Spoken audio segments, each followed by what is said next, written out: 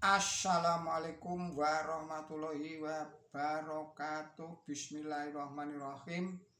Kita lanjutkan lagi kajian kita yang ini berjudul Baiat dan Janji 10 merupakan kunci sukses bagi kaum Ahmadi. Ini diuraikan oleh Rakun Ahmadi Gunosasomo. Saudara-saudara para pemirsa Kereweng Aji Channel yang berbahagia, Assalamualaikum warahmatullahi wabarakatuh. Bismillahirrahmanirrahim.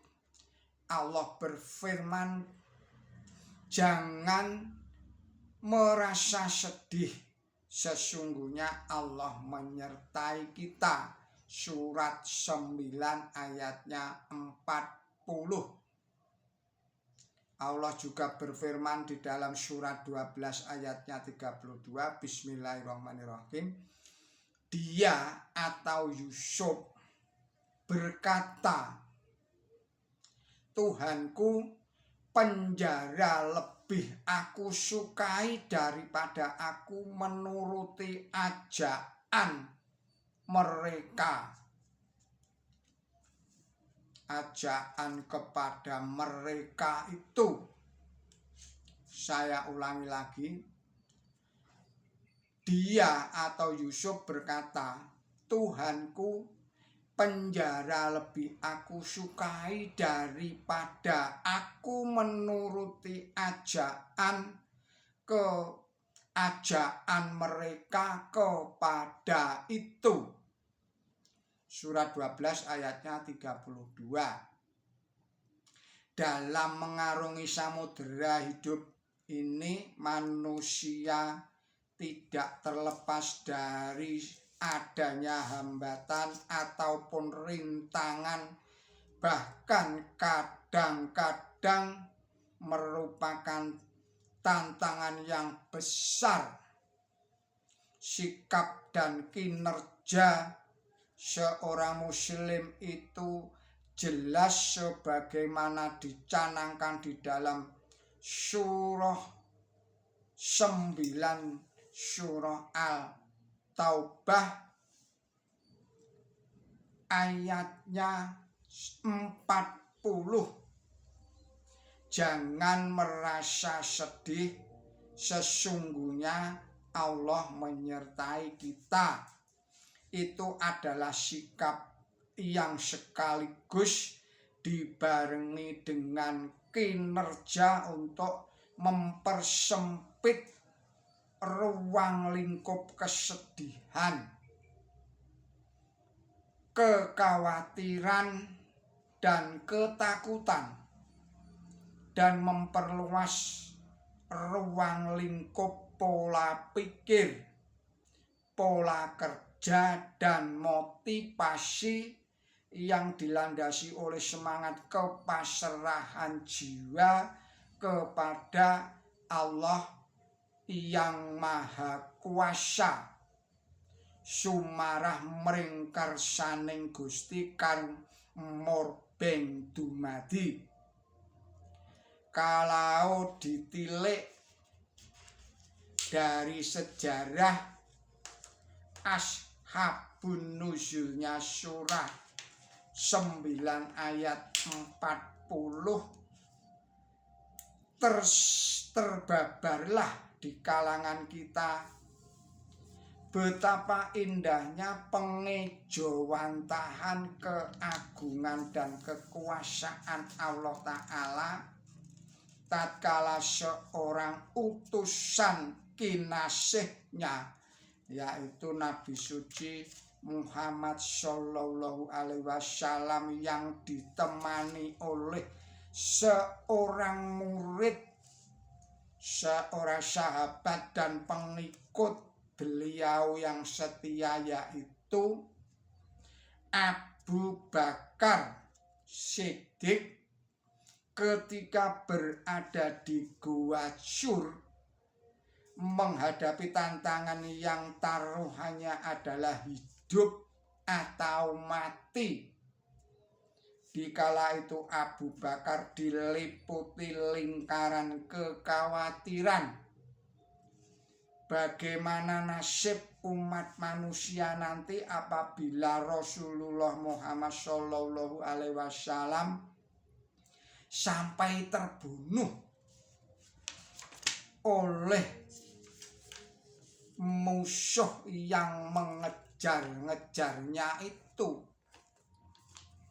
Kenyataan menunjukkan bahwasanya turunnya ayat di atas tadi itu telah menghapus sama sekali ruang lingkup kekhawatiran dan ketakutan, dan telah membuat terciptanya suatu kondisi tenteram damai di hati kedua hamba Allah Ta'ala yang berada di goa itu.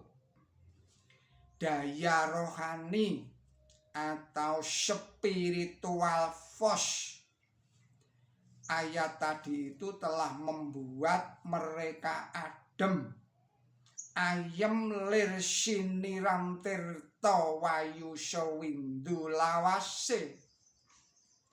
Dari peristiwa inilah lahirnya mulai terukir relif-relif kemenangan Islam, dan dari peristiwa ini pula bilangan tahun kalender Islam diabadikan untuk selama-lamanya.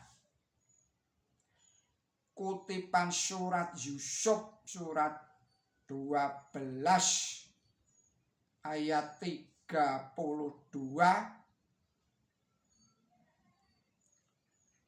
Saya ulangi lagi, kutipan surat Yusuf 12 ayat 32 yang telah disampaikan tadi itu mengilhami kita terhadap bagaimana caranya kita bertanggung jawab merespon untuk mengendalikan kehidupan kita, serta bagaimana dengan sekuat-kuatnya kita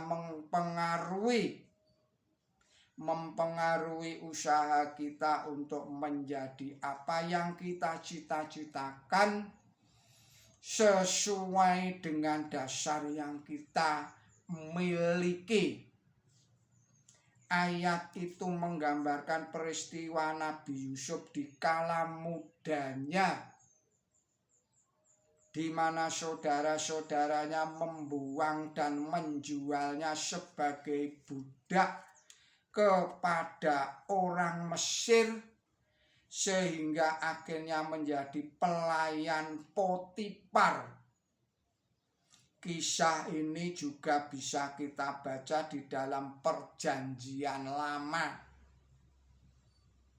Kedengkian dan kebusukan hati saudara-saudaranya ia hadapi dengan ketegaran sikap, ketenangan batin yang merintis tumbuh dari dalam hatinya, sebagaimana ia harus aktif melaksanakan perubahan-perubahan dari dalam yang positif untuk mengubah yang ada di luar.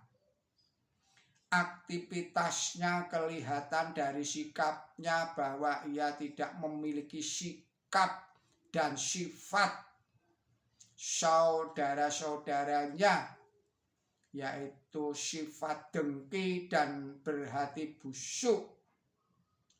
Tetapi ia ingin menjadi lebih dari saudara-saudaranya itu, mulai dari lebih banyak akal, lebih rajin, lebih kreatif, dan lebih dalam hal bekerja sama. Kelebihan Yusuf inilah yang membawanya kepada suatu keadaan di mana Potifar menaruh kepercayaan kepadanya. Akan tetapi ketika ia dihadapkan kepada suatu desaan istri Potifar untuk melayani cintanya, begitu kuat pengendalian dirinya sebagaimana terlukis dalam ayat tersebut itu, yaitu bismillahirrahmanirrahim, Tuhanku, penjara lebih aku sukai daripada aku menuruti ajaan mereka kepada itu. Surat 12 ayat 32 yang telah kita bacakan. Di zaman akhir ini rasanya sikap seperti Nabi Yusuf alaihissalam itu perlu ditumbuh kembangkan kembali. Di zaman yang menurut ramalan Nabi suci Muhammad Shallallahu Alaihi Wasallam akan dipromosikan ke surga. Saya ulangi lagi, di zaman yang menurut ramalan Nabi suci Muhammad Shallallahu Alaihi Wasallam itu akan dipromosikan surga kepada kita oleh Dajjal dan Ya'juj wa Ma'juj, yang sebenarnya adalah neraka bagi kita, dan sebaliknya kita perlu ekstra waspada, ekstra hati-hati. Zaman itu barangkali yang oleh orang Jawa dikatakan sebagai zaman sungsang bawono balik, di mana sikap dan perilaku seperti Yusuf perlu menjadi kendali bagi kita semuanya.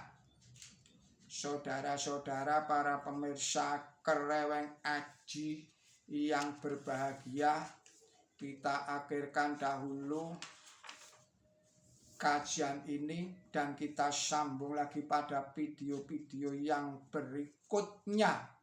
Mohon maaf atas segala kesalahan dan kekilapan saya dalam menyampaikan risalah ini. Billahi taufik wal hidayah. Ihdinas siratal mustaqim. Wassalamualaikum warahmatullahi wabarakatuh.